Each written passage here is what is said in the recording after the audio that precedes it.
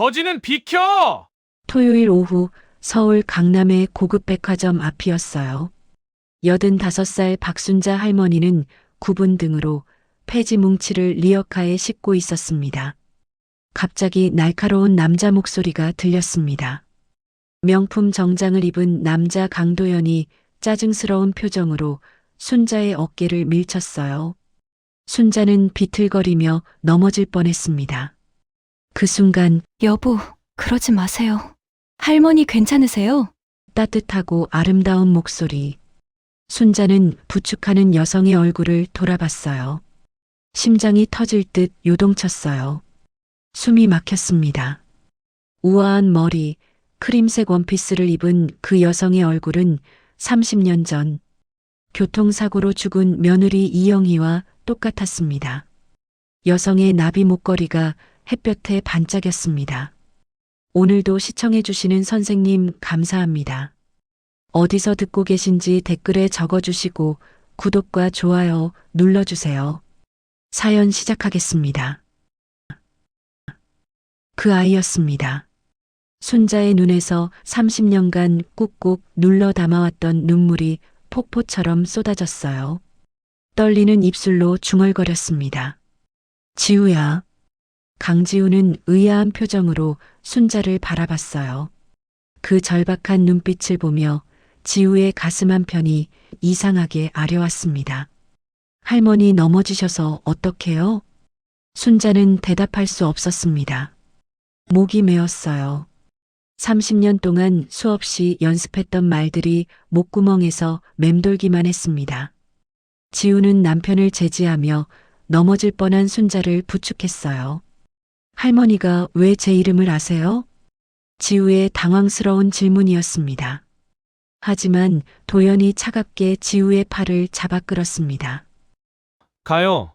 정신 나간 거지 같은데 당신까지 왜 상대를 해요? 여보, 그렇게 말씀하시면 안 돼요. 할머니가 놀라셨잖아요. 지우는 순자에게 미안하다는 눈빛을 보냈어요. 차가 떠나는 것을 바라보며 순자는 그 자리에 무릎이 꺾여 주저앉았습니다. 지우야. 지나가던 사람들이 수군거렸습니다. 하지만 순자는 아무것도 들리지 않았어요. 그저 30년 만에 본 그 예쁜 얼굴만 눈앞에 아른거렸습니다. 30년 전 1995년 봄이었습니다. 따뜻한 햇살이 비치는 작은 아파트 거실이었어요. 순자의 아들 박진우와 며느리 이영희는 저녁 식탁에 둘러앉아 있었습니다. 어머님, 제가 오늘 병원 갔다 왔는데요. 영희가 수줍게 웃으며 말을 꺼냈어요. 쌍둥이래요. 쌍둥이. 진우는 벌떡 일어나 아내를 껴안았습니다. 정말? 쌍둥이? 여보, 정말? 순자는 기뻐서 며느리의 손을 잡았어요. 아이고, 우리 집에 복덩이가 둘이나 오는구나. 할미가 얼마나 기다렸는데. 그날 저녁 세 사람은 웃고 또 웃었습니다. 진우는 아내의 아직 불러오지 않은 배를 쓰다듬으며 우리 딸 아들, 아빠 왔어요. 하고 속삭였어요. 영희는 행복한 미소를 지었습니다. 순자는 뜨개질 바늘을 꺼내며 말했어요. 할미가 아기 옷 2벌씩 다 떠줄게. 분홍색 하나, 파란색 하나. 영희의 배가 점점 불러왔습니다. 임신 5개월이 되던 어느 저녁 진우가 말했어요. 어머님, 우리 이번 주말에 같이 태명 지어요. 영희가 밝게 웃으며 덧붙였습니다. 어머님, 같이 백화점도 가요. 아기용품 보러요. 순자는 고개를 끄덕이며 웃었어요. 그래, 그래. 우리 손주들 예쁜 옷 많이 사주자. 그것이 마지막 대화였습니다. 그렇게 행복한 몇 달이 흘렀습니다. 쌍둥이들이 태어날 날도 얼마 남지 않았습니다. 그러던 어느 날 밤 11시 전화벨이 울렸습니다. 순자는 거실 소파에서 졸고 있다가 깜짝 놀라 일어났습니다. 불길한 예감이 들었습니다. 떨리는 손으로 수화기를 들었어요. 여보세요? 박진우 씨 보호자십니까? 서울대병원 응급실입니다. 교통사고가 났습니다. 지금 즉시 오셔야 합니다. 수화기가 바닥에 떨어졌어요. 순자의 머릿속이 하얗게 변했습니다. 온몸이 얼어붙었어요. 진우야, 영희야. 손이 너무 떨려서 신발끈을 제대로 묶을 수조차 없었습니다. 택시를 타고 병원으로 달려갔어요. 응급실 복도였습니다. 형광등 불빛이 차갑게 내리쬐고 있었어요. 의사가 심각한 표정으로 나왔습니다. 보호자 되십니까? 죄송합니다만 두 분 다 사망하셨습니다. 뭐라고요? 순자의 다리에서 힘이 빠졌어요. 벽을 짚고 간신히 서 있었습니다. 아니에요. 거짓말이죠? 의사가 조심스럽게 하얀 천으로 덮인 침대가 있는 방으로 안내했어요. 2개의 침대였습니다. 순자는 비명을 지르며 달려갔어요.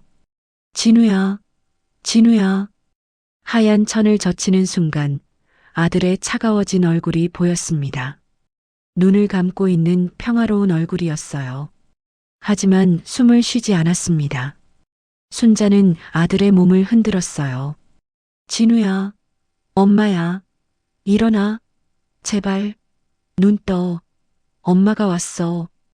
아들의 차가운 손을 붙잡고 흔들어 깨우려 했습니다. 하지만 아들은 대답이 없었어요. 옆 침대에는 며느리 영희가 누워 있었습니다. 그녀도 이미 숨이 끊어진 상태였어요. 안 돼. 이럴 수가. 순자는 무릎이 꺾여 바닥에 주저앉았어요. 60대 노인의 가슴을 찢는 통곡이 응급실 복도에 울려 퍼졌습니다. 하늘이 무너졌다는 표현이 이런 걸 두고 하는 말이었어요. 의사가 조심스럽게 다가왔습니다. 할머니, 그런데 산모의 뱃속에 쌍둥이가 있었습니다. 응급 제왕절개를 해서 아기들은 살렸습니다. 미숙하지만 생명에는 지장이 없습니다. 순자는 고개를 들었어요. 눈물 범벅이 된 얼굴로 물었습니다. 아기들이 살았어요? 순자는 흐느끼며 신생아실 앞에 섰습니다. 유리창 너머로 보이는 2개의 작은 생명이었어요. 인큐베이터 안에서 자고 있는 쌍둥이였습니다. 남자아이 하나, 여자아이 하나였어요. 너무나 작고 연약해 보였습니다. 간호사도 제 사정을 아는지 눈물이 고인 얼굴로 말했어요. 할머니, 아기들은 괜찮을 거예요. 걱정 마세요. 순자는 유리창 너머로 쌍둥이를 번갈아 보았습니다. 며느리와 아들이 원하던 대로 아들과 딸 쌍둥이였습니다. 아가들아, 너희 엄마 아빠는 말을 잇지 못하고 오열했습니다.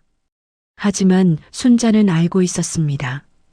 60대 청소 일용직 노인이 쌍둥이를 키운다는 것이 얼마나 불가능한지를요. 사흘간의 장례식이었습니다. 순자는 상주가 되어 문상객을 맞았어요. 검은 상복을 입은 순자의 얼굴은 하루 만에 10년은 늙어 보였어요. 며칠이 지나고 쌍둥이들이 퇴원을 했습니다. 밤이 되면 쌍둥이가 동시에 울었습니다. 배고픈 울음이었어요. 순자는 젖병을 2개 준비해서 번갈아 먹였습니다. 한 아이를 먹이는 동안 다른 아이는 울어댔어요. 60대의 몸은 이미 한계였습니다. 등은 끊어질 듯 아팠고 팔은 저렸어요. 어깨는 돌처럼 굳었습니다. 이웃들의 수군거림이 들렸어요. 아이고, 저 할머니 혼자서 쌍둥이를 어떻게 키워. 맞아, 60된 양반이 애들을 어떻게 해. 하나도 버거울 텐데. 참 안 됐네, 정말. 아들 내외 잃고 손주들까지 떠맡다니. 어디 친척이라도 있으려나? 도와줄 사람이라도 있어야 할 텐데. 순자는 이를 악물었습니다. 내가 키운다. 내가 반드시 키운다. 진우야, 영희야, 걱정 마. 엄마가 너희 아이들 꼭 지킬게. 하지만 그 다짐은 석 달도 가지 못할 운명이었어요. 장례를 치른 후 순자는 다시 일터로 나가야 했습니다. 청소 일용직이었어요. 하루 3만 원이었습니다. 한 달이면 90만 원이었어요. 아기 분유가, 기저귀가, 병원비를 내면 거의 남지 않았습니다. 순자는 등에는 민수를, 품에는 지우를 안고 일터에 나갔어요. 오피스텔 청소였습니다. 계단을 오르내리며 걸레질을 할 때마다 아기들이 흔들렸어요. 민수가 울기 시작하면 지우도 따라 울었습니다. 고용주가 인상을 쓰며 말했어요. 할머니, 애들 때문에 일이 안 되잖아요. 오늘로 그만하세요. 다른 사람 구해야겠어요. 일자리를 잃었습니다. 이틀 후 다른 일자리를 구했어요. 음식점 설거지였습니다. 설거지를 하는 동안 아기들을 주방 구석에 눕혀뒀어요. 이번엔 지우가 크게 울었습니다. 주방장이 소리쳤어요. 할머니, 애 좀 조용히 시켜요. 손님들 다 쳐다본다고요. 또 일자리를 잃었습니다. 일주일에 3번 일자리를 잃었어요. 가진 돈이 바닥났습니다. 분유 한 통에 25,000원, 기저귀 한 팩에 15,000원이었습니다. 순자는 자신의 끼니를 거르기 시작했어요. 아침은 맨밥에 물을 말아 먹었습니다. 점심은 건너뛰었어요. 저녁은 어제 먹다 남은 밥 한 술이었습니다. 몸무게가 10kg 빠졌어요. 거울을 보면 해골 같은 얼굴이 비쳤습니다. 어지러워서 쓰러질 것 같았어요. 어느 날 밤 쌍둥이가 동시에 울었습니다. 배고픈 울음이었어요. 순자는 텅 빈 냉장고를 열었습니다. 분유가 바닥났어요. 돈도 없었습니다. 아가들아, 할미가 미안하다. 할미가. 순자는 우는 아기들을 안고 함께 울었어요. 두 아기를 무릎에 안고 밤새 울었습니다. 다음 날 새벽 순자는 길거리로 나갔어요. 폐지를 주었습니다. 리어카가 없어서 큰 비닐봉지에 담았어요. 하루 종일 폐지를 주워 고물상에 팔았습니다. 5,000원이었어요. 분유 반 통도 안 되는 돈이었습니다. 쌍둥이들의 생후 100일이었습니다. 순자는 청소 일을 하며 두 아이를 번갈아 업고 다녔어요. 고용주의 눈치를 봐야 했습니다. 우는 아이들 때문에 또다시 일자리를 잃는 날들이 계속됐어요. 통장 잔고 3만 원이었습니다. 분유값도 없어 끼니를 거르는 할머니였어요. 며칠 후 동네 이웃 아주머니가 입양기관 전단지를 건넸습니다. 쌍둥이 할머니, 이거 한번 생각해 보세요. 아이들을 위해서라도 이렇게 굶기는 것보다. 순자는 분노했어요. 무슨 소리야? 내 손주들을 어떻게. 전단지를 구겨 던졌습니다. 하지만 그날 밤 또다시 굶주린 아기들의 울음소리를 들으며 순자는 구겨진 전단지를 주워 펼쳤어요. 사랑으로 키울 가정을 기다리는 아기에게 기회를. 순자는 떨리는 손으로 전화를 걸었습니다. 저 입양 상담 받을 수 있나요? 다음 날 방문한 상담사는 40대 여성으로 친절했어요.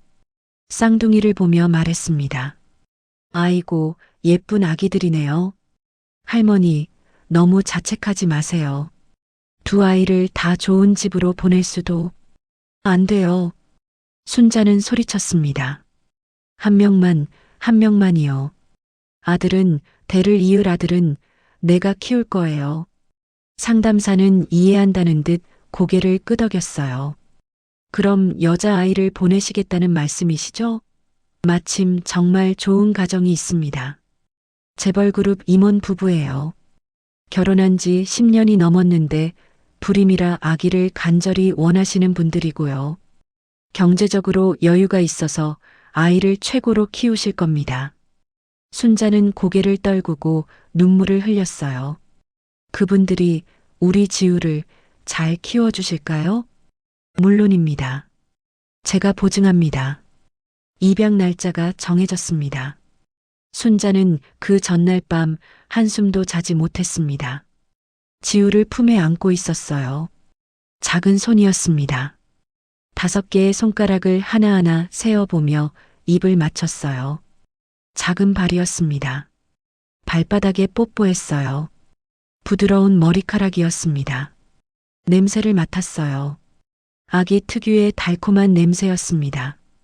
지우야, 할미가 너를 지켜주지 못해서 정말 미안하다. 눈물이 아기의 얼굴에 떨어졌어요. 지우는 잠결에 손을 꼼지락거렸습니다. 순자는 그 작은 손을 꼭 잡았어요. 지우야, 넌 좋은 집에 가는 거야. 할미보다 훨씬 잘 키워줄 수 있는 부자 엄마 아빠한테 가는 거야. 할미는 가난해서 너를 굶기기밖에 못하잖아. 옆에서 자고 있는 민수도 안았습니다. 민수야, 너는 할미가 끝까지 지킬게. 동생을 못 지켜줘서 너한테도 미안하다. 넌 나중에 크면 동생이 어디 있는지 알려줄게.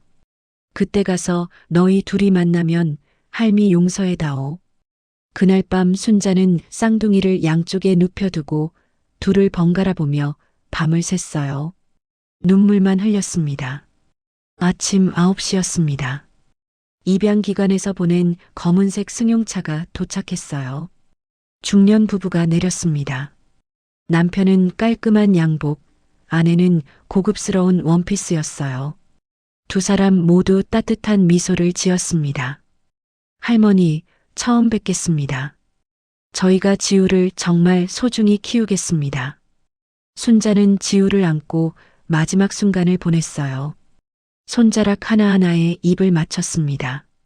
지우야, 행복하게 살아라. 할미는 평생 너를 잊지 않을게. 순자는 죽은 며느리가 좋아하던 작은 나비 모양 은목걸이를 꺼내 지우의 목에 채워줬어요. 지우야, 이거 하나만 가지고 가. 이게 내가 우리 집 아기였다는 증거야. 지우를 부부에게 건네는 순간 순자의 무릎이 꺾였습니다. 땅에 엎드렸어요. 제발 우리 지우 잘 키워주세요. 제발. 머리를 땅에 조아리며 빌었습니다. 부부는 눈물을 글썽이며 고개를 숙였어요. 할머니, 걱정 마세요. 친딸처럼 키우겠습니다. 최고로 키우겠습니다. 차 문이 닫혔습니다. 차가 출발했어요. 순자는 차를 따라 뛰었습니다. 지우야. 하지만 60대의 다리는 금방 멈췄어요. 그 자리에 주저앉아 땅을 쳤습니다.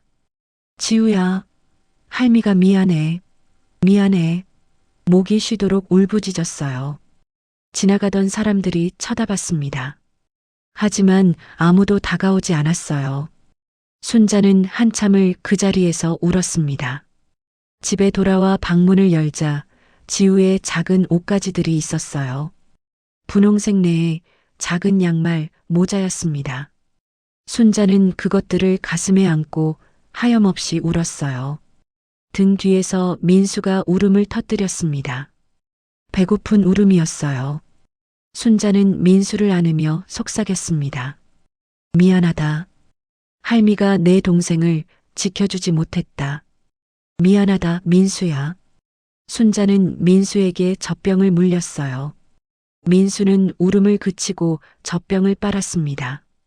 순자는 민수를 안고 또 울었어요. 민수야, 너만이라도 할미가 끝까지 지킬게. 동생 못 지킨 할미지만 너만이라도. 그날부터 순자는 민수 혼자만 키우기 시작했습니다. 여전히 가난했어요. 여전히 힘들었습니다. 하지만 한 아이만 키우는 것은 두 아이를 키우는 것보다는 조금 나았어요. 밤마다 순자는 지우의 빈 자리를 봤습니다. 그때마다 눈물이 났어요. 지우야, 잘 지내고 있니? 밥은 잘 먹고 있니? 할미 생각은 하니? 순자는 매일 밤 지우를 생각하며 잠들었습니다. 30년 동안 단 하루도 빠짐없이 지우를 생각하며 잠들었어요. 2002년 3월이었습니다. 민수는 초등학교에 입학했어요. 다른 아이들은 새 옷, 새 가방, 새 운동화를 신고 왔습니다. 민수는 동네 교회에서 받은 헌 책가방, 재래시장에서 산 5,000원짜리 헌 운동화, 할머니가 손수 기운 추리닝을 입었어요. 첫날부터 아이들과 젊은 엄마들의 놀림감이 됐습니다. 야, 쟤 오빠. 불쌍해라. 쟤 엄마 아빠 없대. 할머니랑만 산대. 할머니가 폐지 줍는데. 우리 엄마가 봤대. 민수는 아무 말도 하지 않았어요. 그저 고개를 숙이고 자리에 앉았습니다. 귓가가 뜨거웠어요. 가슴이 아팠습니다. 하지만 울면 안 된다고 생각했어요.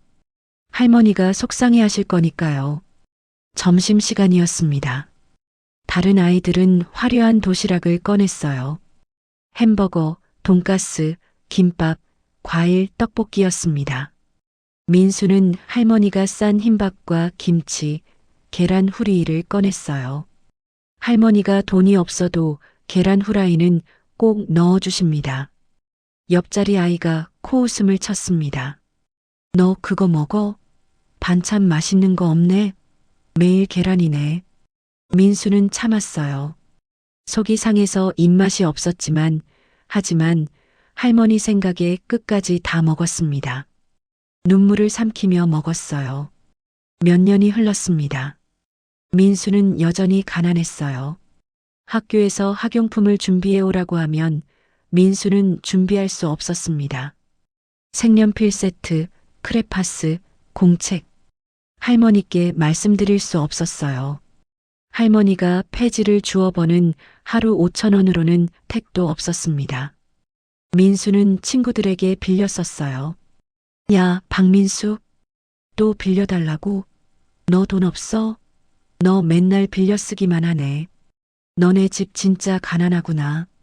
미술 시간이었습니다. 선생님이 물감을 준비해 오라고 했어요.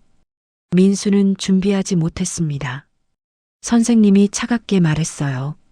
박민수, 왜 또 안 가져왔어? 맨날 안 가져오네. 아주 단골 손님이야. 반 아이들이 웃었습니다. 민수는 얼굴이 빨개져서 고개를 숙였어요. 중학교는 더 지옥이었습니다. 체육복을 구입해야 했어요. 5만 원이었습니다.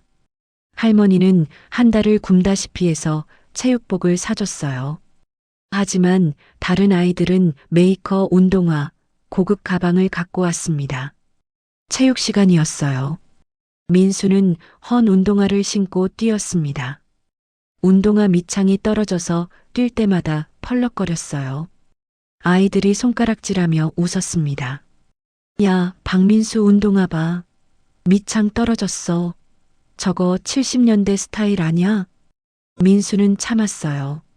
하지만 가슴속에서 무언가가 끓어올랐습니다. 분노였어요.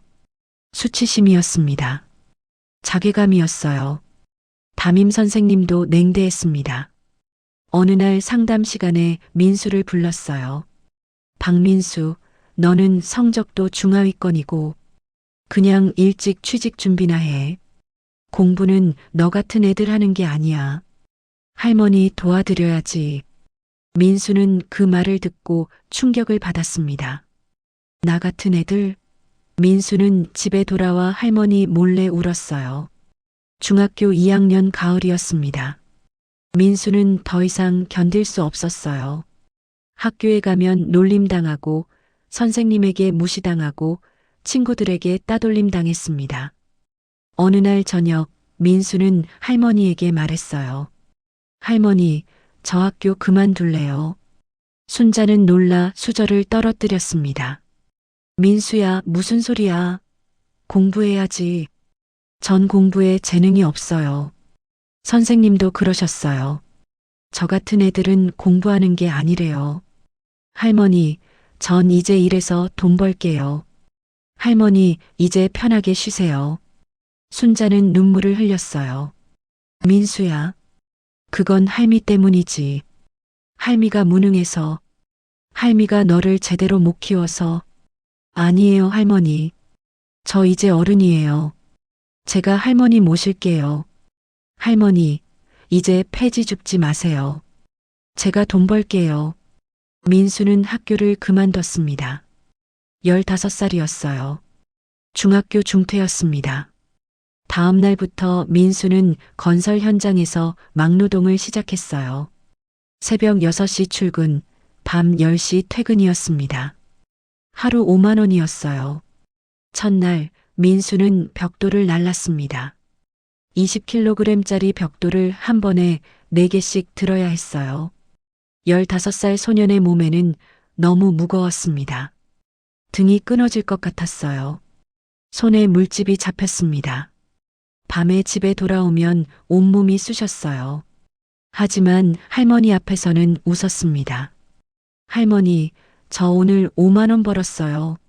순자는 기뻐하며 손자의 손을 잡았어요. 민수는 손에 물집을 감췄습니다. 3년간 건설 현장에서 일했어요. 몸은 너덜너덜해졌습니다. 손에는 굳은 살이 박혔습니다. 18살 소년이 아니라 30대 노동자처럼 보였어요.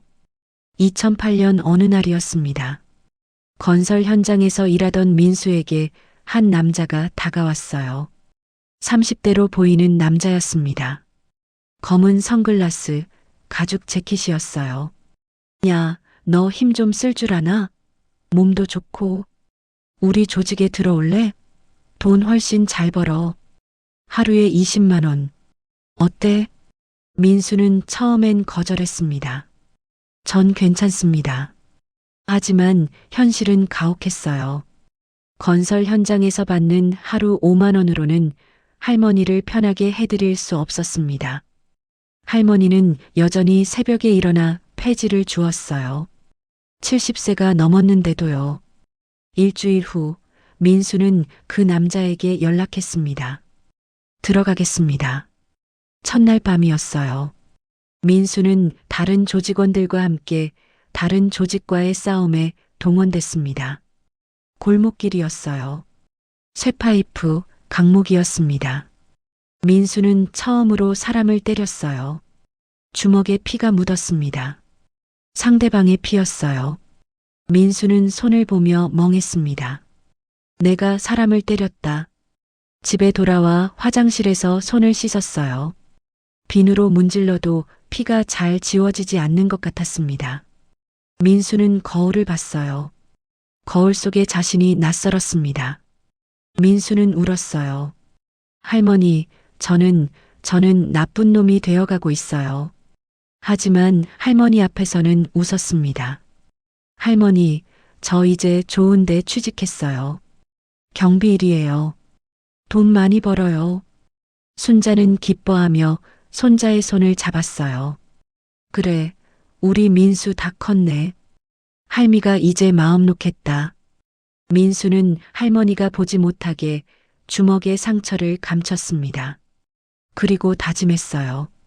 할머니만은 행복하게 해드리자. 내가 나쁜 놈이 되더라도요. 한편 쌍둥이 여동생 강지우는 전혀 다른 삶을 살고 있었습니다. 강남의 고급 아파트였어요. 강민석, 이수진 부부의 외동딸로 자라며 최고의 교육을 받았습니다. 유치원은 강남의 영어 유치원, 초등학교는 국제학교, 중학교와 고등학교는 외국인 학교 명문대학을 나왔어요. 지우는 무엇 하나 부족한 것 없이 자랐습니다. 하지만 8살 때 자신이 입양하라는 사실을 알게 됐어요. 그날 밤 혼자 방에서 울었습니다. 내 진짜 엄마는 누구일까? 하지만 양부모를 걱정시키고 싶지 않아 밝게 웃으며 살았어요. 대학 졸업 후 강도연을 만났습니다. 차갑고 거만한 재벌 2세였지만 지우만큼은 진심으로 사랑했어요. 결혼 후 5년 도연은 집에서만큼은 완전히 다른 사람이 됐습니다. 여보, 오늘 힘들었어? 내가 마사지 해줄게. 지우도 도연을 사랑했어요. 하지만 이토록 행복한 지우도 가끔 생각했습니다. 내 친부모님은 지금 어디서 뭘 하고 계실까? 어느 화창한 봄날 오후였습니다. 30살이 된 지우는 집 앞 골목을 산책하고 있었어요. 우아하고 아름답고 인품이 좋기로 동네에서 유명했습니다. 골목 모퉁이에서 한 할머니가 폐지를 줍고 있었어요. 구분등, 낡은 검정 추리닝, 주름 깊은 손이었습니다. 순자였어요. 순자는 요즘 일거리를 찾아 여러 동네를 돌아다니고 있었는데 오늘은 우연히 이 부촌 동네까지 오게 됐습니다.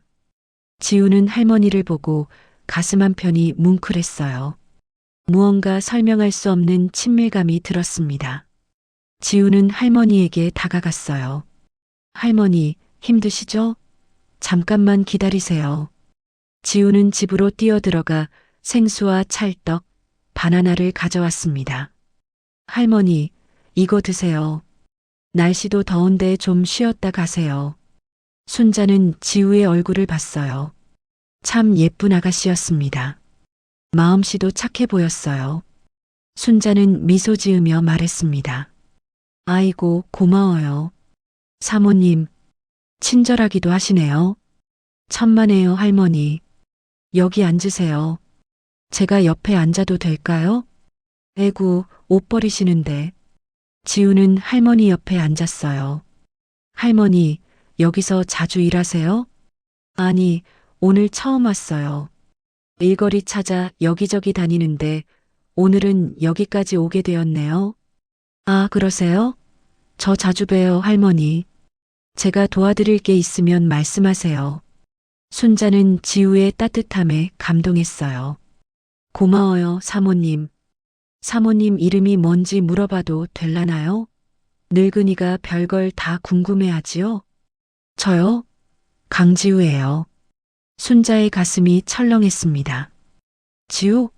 손녀와 똑같은 이름이었어요. 하지만 흔한 이름이니까 우연이겠지 생각했습니다. 지우? 참 예쁜 이름이네요. 감사해요, 할머니. 할머니는 성함이 어떻게 되세요? 내 이름은 박순자예요. 박순자 할머니. 좋은 이름이세요. 그날 이후 순자는 이 동네에 자주 오게 됐어요. 지우를 다시 만날 수 있을까 하는 기대 때문이었습니다. 며칠 후 순자는 같은 골목에서 다시 지우를 만났어요. 어머, 할머니, 또 오셨네요. 지우는 반갑게 인사했습니다. 순자도 반가웠어요. 할머니, 오늘도 뭐 좀 드릴게요. 잠깐만요. 지우는 또 집에 들어가 간식을 가져왔습니다. 둘은 벤치에 앉아 이야기를 나눴어요. 순자는 지우와 이야기하는 것이 좋았습니다. 며칠이 지났습니다. 지우와 순자는 자주 만나 이야기를 나눴어요. 어느 날 지우가 조심스럽게 말했습니다. 할머니, 사실 제가 할 말이 있어요. 저 입양아예요. 어렸을 때부터 알고 있었어요. 아무한테도 말 안 하고 모른 척하고 살았는데요. 그냥 할머니한테는 말하고 싶어서요. 순자의 심장이 쿵 하고 뛰었습니다. 입양아? 순자는 떨리는 목소리로 물었어요. 그래요? 사모님 몇 살인데요? 올해 30이에요. 30. 순자의 손녀와 똑같은 나이였어요. 순자는 가슴이 두근거렸습니다. 설마 사모님이? 하지만 확신할 수 없었어요. 서울에 입양된 30살 여자가 얼마나 많겠어요. 이름도 지우라는 이름이 흔한 이름이었습니다. 할머니, 괜찮으세요? 왜 그러세요? 아니에요. 그냥 곱기만 한 사모님이 입양하라니 마음이 아파서. 지우는 고개를 저었어요. 아니에요, 할머니. 저 정말 행복하게 자랐어요. 양부모님이 정말 잘 키워주셨어요. 가끔 친엄마가 보고 싶긴 하지만 분명 어쩔 수 없는 사정이 있었을 거라고 믿어요. 순자는 지우의 손을 꼭 잡았습니다. 일주일 후였습니다. 지우와 순자는 골목의 벤치에 앉아 이야기를 나누고 있었어요. 날씨가 더워서 지우는 목을 시원하게 하려고 머리를 뒤로 쓸어 올렸습니다. 그 순간이었어요. 순자의 눈에 그것이 보였습니다. 지우의 목에 걸린 작은 나비 모양 은목걸이였어요. 순자의 손이 떨렸습니다. 숨이 막혔어요. 그 목걸이였습니다. 30년 전 지우에게 마지막으로 채워줬던 바로 그 목걸이였어요. 나비의 날개 모양, 작은 크기, 은빛 광택까지 모든 것이 똑같았습니다. 순자는 떨리는 목소리로 물었어요. 사모님, 그 목걸이. 지우는 목걸이를 만지작거렸습니다. 아, 이거요? 할머니도 예쁘다고 생각하세요? 예, 예쁘네요. 그거 어디서 산 거예요? 이거요? 제가 어렸을 때부터 하고 있었대요. 양부모님이 그러시는데 제가 입양될 때 이미 목에 걸고 있었대요. 아마 제 친엄마가 채워주신 것 같아요. 친엄마가? 네, 이게 제 친엄마가 남긴 유일한 거예요. 그래서 절대 안 벗어요. 이거라도 있어야 친엄마랑 연결된 것 같아서요. 할머니, 이 목걸이 아세요? 순자는 눈물이 쏟아질 것 같았어요. 참아야 했습니다. 아직 확신할 수 없었어요. 하지만 모든 게 맞았습니다. 이름 지우, 나이 30, 입양아, 나비 목걸이. 순자는 떨리는 목소리로 말했습니다. 아, 아니에요. 그냥 나도 옛날에 비슷한 목걸이를 본 적이 있어서. 그래요? 어디서요? 손녀한테 준 적이 있어요. 지우는 눈이 커졌어요. 정말요? 할머니 손녀분도 이런 목걸이를 하고 계세요? 순자는 고개를 저었습니다. 손녀는 아주 어렸을 때 헤어졌어요. 생후 100일 때. 그때 이 할미가 목걸이를 채워줬는데 그게 사모님 목걸이랑 똑같아서요. 지우는 순자의 손을 잡았어요. 할머니, 그럼 손녀분도 입양 가신 거예요? 순자는 고개를 끄덕였습니다. 눈물이 났어요. 할미가 가난해서 키울 수가 없어서 좋은 집으로 보냈어요. 지우는 순자를 껴안았습니다. 할머니, 많이 힘드셨겠어요. 손녀분은 잘 계실 거예요. 분명 할머니처럼 착한 분한테 입양되어서 행복하게 자랐을 거예요. 순자는 지우의 품에서 울었어요. 그 순간 순자는 거의 확신했습니다. 이 아이가 내 손녀 지우가 맞을 것 같아. 하지만 아직 확실하지 않았어요. 그날 밤 순자는 집으로 돌아와 30년간 간직했던 입양 서류를 꺼냈습니다. 서류에는 입양 기관 이름과 연락처가 적혀 있었어요. 다음 날 아침 순자는 입양 기관을 찾아갔습니다. 오래된 건물 3층이었어요. 순자는 떨리는 손으로 문을 열었습니다. 상담사가 순자를 보고 물었어요. 어떻게 오셨어요? 저기요. 30년 전에 여기서 손녀를 입양 보냈는데요. 그때 입양 가신 부모님이 누구신지 알 수 있을까요? 상담사는 난감한 표정을 지었습니다. 할머니, 입양 기록은 개인정보라서 함부로 알려드릴 수가 없어요. 순자는 눈물을 흘렸어요. 제발요. 제발 좀 알려주세요. 손녀를 30년 만에 우연히 만난 것 같은데 확인하고 싶어요. 제발요. 상담사는 순자의 간절함에 마음이 움직였습니다. 할머니, 그럼 할머니 성함이랑 아기 이름이 뭐였는지 말씀해 주세요. 박순자입니다. 아기 이름은 지우, 강지우로 입양됐을 거예요. 상담사는 컴퓨터를 검색했어요. 잠시만요.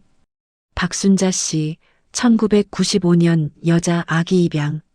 맞죠? 네, 맞아요. 상담사가 화면을 봤습니다. 입양 부모는 강민석, 이수진 씨네요. 주소는 강남구. 순자는 손이 떨렸어요.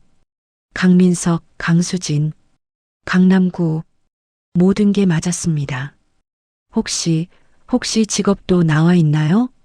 상담사가 확인했어요. 강민석 씨는 당시 대기업 임원이셨네요. 순자는 확신했습니다. 맞아. 내 지우가 맞아. 순자는 상담사에게 고개를 숙였어요. 감사합니다. 정말 감사합니다. 순자는 입양기관을 나와 벤치에 앉았습니다. 30년간 간직했던 쌍둥이 사진을 꺼내봤어요. 사진 속 갓난아기 지우와 며칠 전 만난 30살 지우를 떠올렸습니다. 지우야, 정말 내가 맞구나. 할미 손녀가 맞아. 순자는 사진을 가슴에 안고 눈물을 흘렸습니다. 이제 어떻게 해야 할까? 지우에게 진실을 말해야 할까? 순자는 고민에 빠졌어요. 같은 시각 민수는 조직 사무실에 있었습니다. 두목 김태식이 민수를 불렀어요. 민수야, 강도연이란 놈 알지? 그 재벌 새끼가 우리 구역을 재개발하겠다고 난리야. 우리 업소들 다 철거하고 고급 상가 짓겠다는 거지. 이거 막아야 해. 내가 나서. 알겠습니다, 형님. 민수는 마지못해 도연의 회사로 찾아갔습니다. 고급 빌딩 20층이었어요. 도연의 사무실이었습니다. 도연은 명품 양복을 입고 책상에 앉아 있었어요. 저희 구역에서 사업 중단하십시오. 도연은 차가운 눈빛으로 민수를 봤어요. 조폭이 사무실까지 찾아오네. 경비 불렀어야 하는데. 경고입니다. 재개발 사업 철회하십시오. 도연이 코웃음을 쳤습니다. 철회? 이미 시청 허가 다 받았어. 법적으로 문제 없어. 너희 같은 불법 조직이 감히 합법 사업을 막으려고? 그럼 법으로 못 막으면 다른 방법을 쓰겠습니다. 도연이 책상을 탁 쳤어요. 협박이야? 좋아. 해봐. 난 변호사 10명, 경찰 인맥도 있어. 너 같은 건달 하나 감옥 보내는 건 일도 아니야. 민수는 주먹을 꽉 쥐었습니다. 하지만 참았어요. 조직 명령이었습니다. 개인 감정으로 움직여서는 안 됐어요. 그날부터 민수는 조직 명령으로 도연의 재개발 현장을 방해하기 시작했습니다. 공사 자재 반입을 막고 인부들을 협박하고 현장에서 소란을 피웠어요. 며칠간 공사가 중단됐습니다. 도연의 회사는 하루 1억 원씩 손해를 봤어요. 도연은 분노했습니다. 직접 현장에 나타났어요. 박민수, 이게 무슨 짓이야? 사업 철회하십시오. 마지막 경고입니다. 철회는 무슨, 경찰 부른다. 경찰이 출동했지만 조직은 교묘하게 불법의 경계선을 넘지 않았어요. 합법적인 시위를 가장했습니다. 도연은 민수에게 개인적으로 연락했어요. 만나자. 협상하자. 그날 밤 민수는 집에 돌아왔습니다. 할머니는 부엌에서 저녁 준비를 하고 계셨어요. 민수는 방으로 들어가 조직 형님에게 전화를 걸었습니다. 형님, 저 내일 그 재벌 놈 만나러 갑니다. 협상이래요. 조직원의 목소리가 들렸어요. 그래, 한양개발 재개발 사업 완전히 접게 만들어야 해. 강도연이 회사 문 닫게 만들어. 알겠습니다, 형님. 한양개발 완전히 밀어붙이겠습니다. 부엌에서 설거지를 하던 순자는 민수의 통화 소리를 우연히 들었어요. 한양개발. 그 순간 순자의 손이 떨렸습니다. 설거지하던 그릇이 바닥에 떨어져 깨졌어요. 며칠 전 지우와 대화를 나눴던 기억이 떠올랐습니다. 지우가 말했어요. 할머니, 우리 남편이 한양개발이라는 회사를 운영해요. 혹시 도움 필요하시면 남편이 도와드릴 수 있어요. 그때는 그냥 넘어갔었어요. 하지만 지금 민수가 말한 한양개발, 모든 게 맞아떨어졌습니다. 순자는 가슴이 철렁했어요. 민수가 지우의 남편 회사를 망치려고 하고 있었어. 민수가 동생의 남편과 싸우고 있었어. 순자는 깨진 그릇을 주우며 눈물이 났습니다. 이를 어쩌나. 민수야, 지우야. 민수가 통화를 끝내고 방에서 나왔어요. 할머니, 왜 그러세요? 다쳤어요? 순자는 고개를 저었습니다. 아니다. 괜찮아. 민수야, 할미가 할 말이 있다. 뭔데요, 할머니? 순자는 떨리는 손으로 서랍을 열었습니다. 30년간 간직했던 낡은 사진을 꺼냈어요. 쌍둥이 사진이었습니다. 민수야, 너한테 동생이 있었다. 민수는 멍한 표정으로 사진을 봤어요. 동생이요? 이게 무슨? 순자는 30년의 이야기를 쏟아냈습니다. 쌍둥이로 태어난 것, 지우를 입양 보낸 것, 골목에서 지우를 만난 것, 입양센터에서 확인한 것을요. 그리고 그 동생이 강지우야. 내가 방금 전화해서 말한 한양개발, 그 회사가 지우 남편 회사야. 한양개발 사장 강도연이 지우의 남편이야. 민수는 사진을 떨어뜨렸어요. 온몸이 얼어붙었습니다.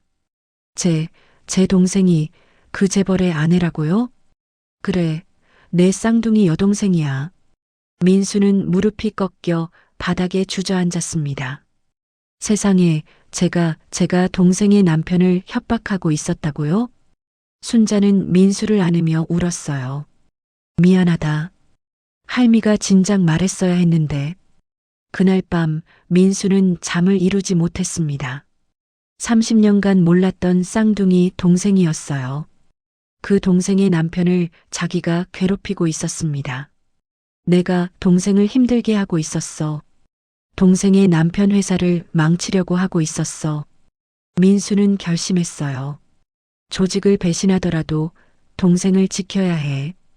다음 날 아침 민수는 도연을 만났습니다. 고급 호텔 라운지였어요.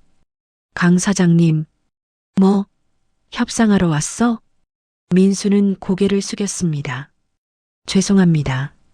제가 사장님을 도와드리겠습니다. 도연은 의아해했어요. 뭐, 갑자기 무슨 소리야?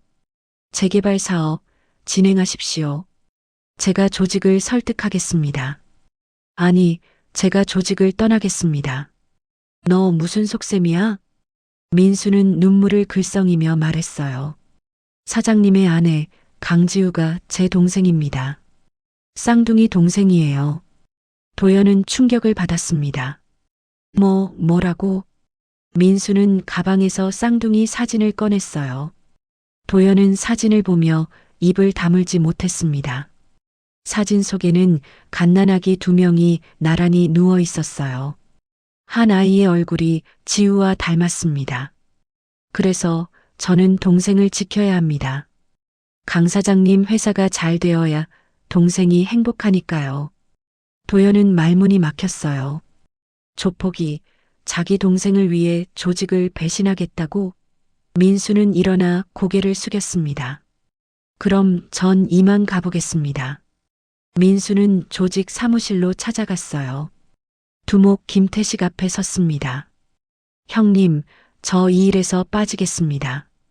김태식의 얼굴이 굳었어요. 뭐? 강도연의 재개발 사업 막을 수 없습니다. 합법적인 사업이에요. 야, 박민수, 너 지금 조직 배신하는 거야? 죄송합니다, 형님. 저 개인적인 사정이 생겼습니다. 김태식이 벌떡 일어났습니다. 개인 사정? 조폭 세계에 개인 사정이 어딨어. 조직이 개인보다 우선이야. 죄송합니다. 김태식이 손가락을 튕겼어요. 조직원 5-6명이 민수를 둘러쌌습니다. 야, 박민수.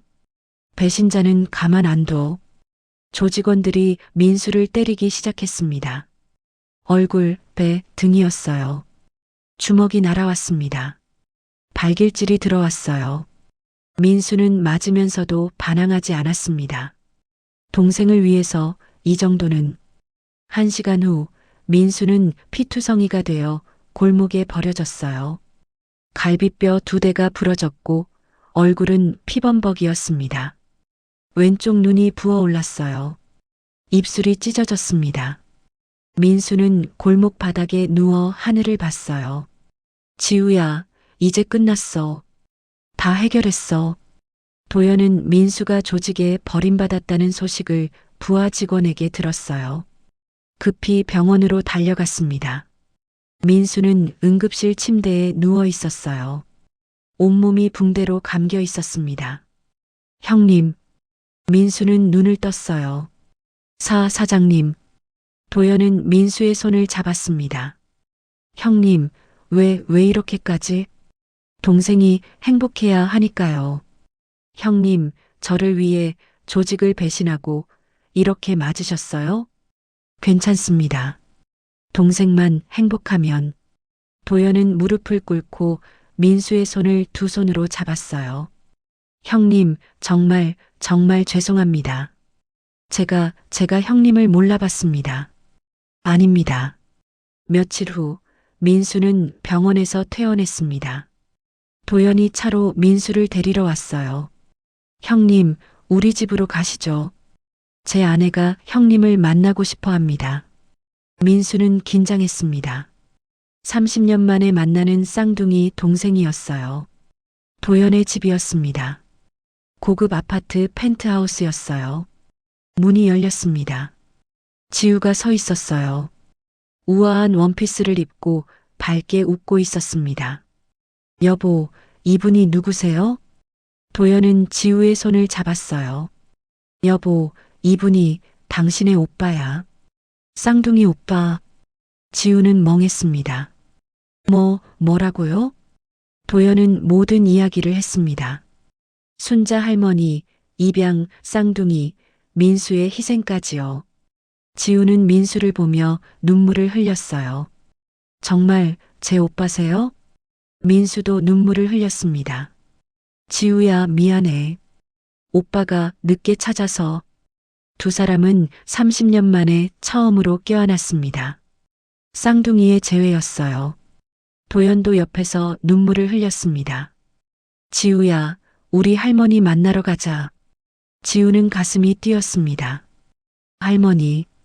30년간 그리워했던 진짜 가족이었어요. 네, 오빠. 지금 가요.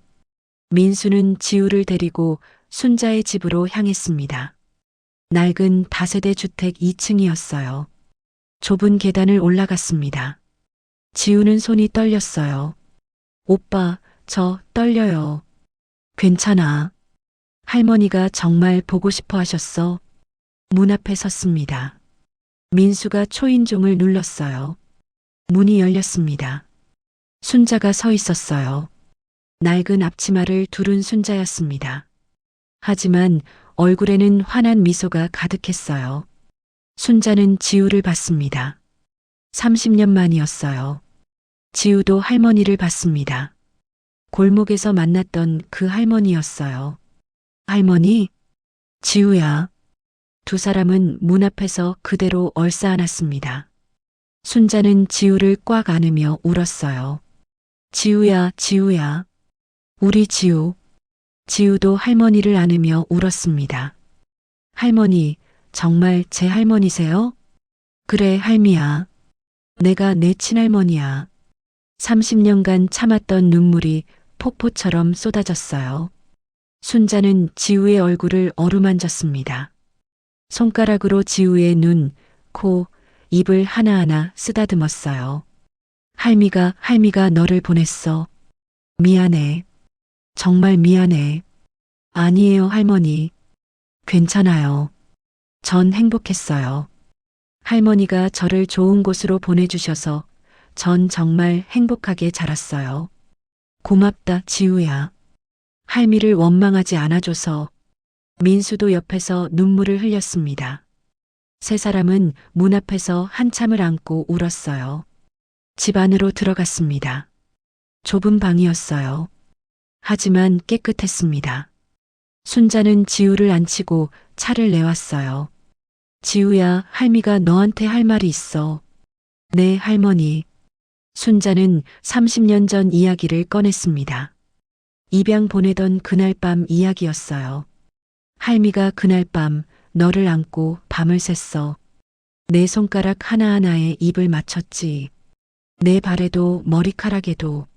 아침에 입양 부모님이 오셨을 때 할미는 너를 건네주고 땅에 엎드렸어. 제발 잘 키워달라고, 제발 행복하게 해달라고 빌었지. 할머니. 차가 떠날 때 할미는 차를 따라 뛰었어. 목이 쉬도록 내 이름을 불렀어. 지우야, 지우야. 하지만 차는 멀어져 갔지. 할미는 그 자리에 주저앉아 한참을 울었어. 지우는 할머니의 손을 꼭 잡았습니다. 눈물이 멈추지 않았어요. 집에 돌아와서 내 빈자리를 봤을 때 할미는 또 무너졌어. 내 작은 옷가지들을 안고 울었지. 그날부터 30년 동안 할미는 단 하루도 너를 잊은 적이 없어. 매일 밤 내 사진을 보며 잠들었어. 할머니, 저도요.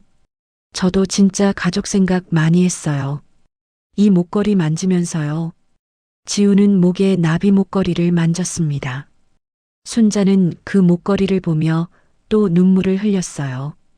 그래, 그게 할미가 너한테 마지막으로 준 거야. 내 친엄마가 좋아하던 목걸이였어. 순자는 쌍둥이들에게 아들 며느리가 얼마나 쌍둥이들을 기다렸고 사랑했는지 말해줬고 불행한 사고를 이야기했습니다. 눈물이 폭포수처럼 쏟아졌습니다. 다음 날 세 사람은 병원으로 갔습니다. DNA 검사를 받았어요. 순자와 지우, 민수와 지우 모두 검사했습니다. 결과는 일주일 후에 나온다고 했어요. 일주일 후 병원에서 연락이 왔습니다. 결과가 나왔다고요. 세 사람은 다시 병원으로 갔어요. 의사가 서류를 보며 말했습니다. 박순자 씨와 강지우 씨의 DNA 검사 결과입니다. 할머니와 손녀 관계 확률 99.99%입니다. 확실한 할머니와 손녀 관계입니다. 순자는 지우의 손을 꼭 잡았어요. 지우도 할머니 손을 잡았습니다. 두 사람 모두 눈물을 흘렸어요. 그리고 박민수 씨와 강지우 씨의 DNA 검사 결과입니다. 일란성 쌍둥이 확률 100%입니다. 완벽한 쌍둥이 남매입니다. 민수와 지우는 서로를 바라봤어요. 그리고 껴안았습니다. 30년을 떨어져 살았지만 이제 확실했어요. 우린 쌍둥이야. 병원을 나와 세 사람은 지우네 집으로 갔습니다. 도연도 합류했습니다. 순자가 말했습니다. 오늘 우리가 공식적으로 가족이 됐어. DNA로도 확인했고 이제 마음으로도 확인했어. 도연이 일어나 순자에게 절을 했어요. 할머니, 그동안 몰라 배워서 죄송합니다. 앞으로 잘 모시겠습니다. 순자는 도연의 손을 잡았습니다. 고맙다, 도연아. 우리 지우 행복하게 해줘서. 민수도 일어나 지우에게 말했어요.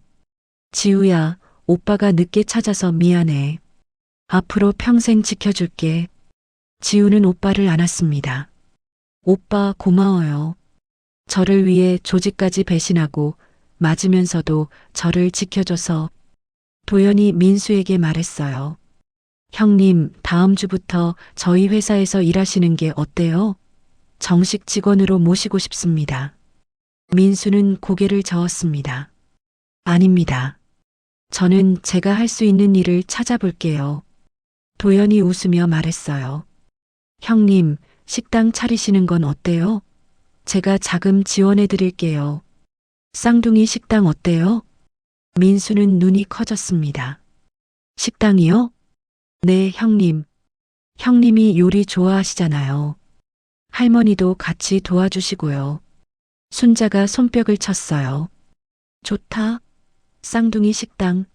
할미가 김치 담그고 민수가 요리하고 지우도 밝게 웃었습니다. 저도 주말마다 가서 도와드릴게요. 네 사람은 손을 맞잡았습니다.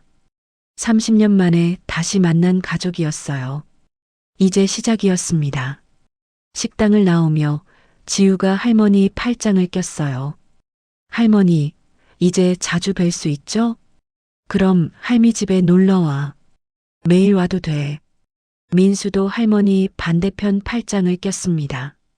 할머니, 이제 폐지 주우시면 안 돼요. 제가 모실게요. 순자는 두 손주를 보며 눈물을 흘렸어요. 고맙다. 정말 고맙다. 할미가 이렇게 행복할 줄은 몰랐어. 도연이 뒤에서 그 모습을 사진으로 찍었습니다. 할머니와 쌍둥이 남매가 팔짱을 끼고 걷는 모습이었어요. 30년 만에 재회, 30년 만에 행복이었습니다. 3개월 후였습니다. 민수는 도연의 도움으로 쌍둥이 식당을 열었어요. 작지만 따뜻한 한식당이었습니다. 순자는 매일 식당에 나와 김치를 담그고 밑반찬을 준비했어요. 민수는 주방에서 요리를 했습니다. 지우와 도연은 주말마다 식당에 왔습니다. 지우는 앞치마를 두르고 서빙을 도왔어요. 도연은 설거지를 했습니다. 건설회사 사장님이 식당에서 설거지를 하는 모습에 손님들이 놀랐지만 도연은 개의치 않았어요. 1년 후 지우에게 기쁜 소식이 있었습니다. 어느 일요일 저녁이었어요. 네 사람은 순자의 집에서 저녁을 먹고 있었습니다. 할머니, 오빠, 여보. 제가 할 말이 있어요. 뭔데, 지우야? 지우는 밝게 웃었습니다. 저 임신했어요. 그런데 쌍둥이래요. 순자는 수저를 떨어뜨렸어요. 쌍둥이? 네, 할머니. 민수가 지우를 안았습니다. 축하해, 지우야. 도연도 눈물을 흘리며 지우를 안았어요. 여보, 고마워. 순자는 두 손으로 얼굴을 감싸며 울었습니다. 고맙다. 하늘이 할미한테 다시 기회를 주시는구나. 지우가 할머니 손을 잡았어요. 할머니, 아기 이름 지어주세요. 순자는 잠시 생각하다 말했습니다. 혹여 남자아이, 여자아이 쌍둥이라면 남자아이는 진호. 내 아빠 이름 진자를 따서 지었어. 여자아이는 희원. 내 엄마 이름 희자를 따서 지었단다. 지우는 눈물을 흘렸어요. 할머니, 좋아요. 진호, 희원. 엄마 아빠를 기억하는 이름이네요. 그래, 내 부모님을 영원히 기억하는 거야. 그날부터 순자는 매일 밤 기도했습니다. 제발 지우가 무사히 출산하게 해주세요. 10달 후 지우가 출산했습니다. 순산이었어요. 건강한 남자아이와 여자아이였습니다. 순자는 신생아실 앞에서 유리창 너머로 쌍둥이를 봤어요. 35년 전 민수와 지우를 처음 봤을 때가 떠올랐습니다. 그때도 이렇게 작고 연약했었지. 하지만 이번에는 달랐어요. 두려움이 아니라 행복이었습니다. 며칠 후 지우가 퇴원했습니다. 순자가 병원에 왔어요. 간호사가 쌍둥이를 안겨줬습니다. 할머니, 진호 안아보세요. 순자는 떨리는 손으로 진호를 안았습니다. 작은 손, 작은 발이었어요. 순자는 진호의 손가락을 하나하나 세어봤습니다. 다음으로 희원을 안았어요. 희원도 평화롭게 잠들어 있었습니다. 순자는 증손주 2명을 번갈아 보며 눈물을 흘렸어요. 진호야, 희원아. 증조할미야. 할미가 너희를 지켜줄게. 이번엔 절대 놓지 않을게. 민수가 옆에서 말했습니다. 할머니, 괜찮아요. 이제 우리 모두 함께 있어요. 지우도 침대에서 웃으며 말했어요. 할머니, 우리 가족이에요. 영원히요. 도연이 4사람의 사진을 찍었습니다. 순자가 쌍둥이 증손주를 안고 민수와 지우가 옆에 서 있는 사진이었어요. 완벽한 가족 사진이었습니다. 그날 밤 순자는 집으로 돌아와 오래된 액자를 꺼냈습니다. 35년 전 쌍둥이 사진이었어요. 민수와 지우가 나란히 누워있는 사진이었습니다. 순자는 그 옆에 오늘 찍은 사진을 놓았어요. 새로운 쌍둥이 진호와 희원의 사진이었습니다. 순자는 두 사진을 보며 웃었습니다. 평생 처음으로 진심으로 평화로운 미소였어요. 순자는 창밖을 봤습니다. 밤하늘에 별이 빛나고 있었어요. 그중 2개가 유난히 밝게 빛났습니다. 순자는 하늘을 향해 손을 흔들었어요.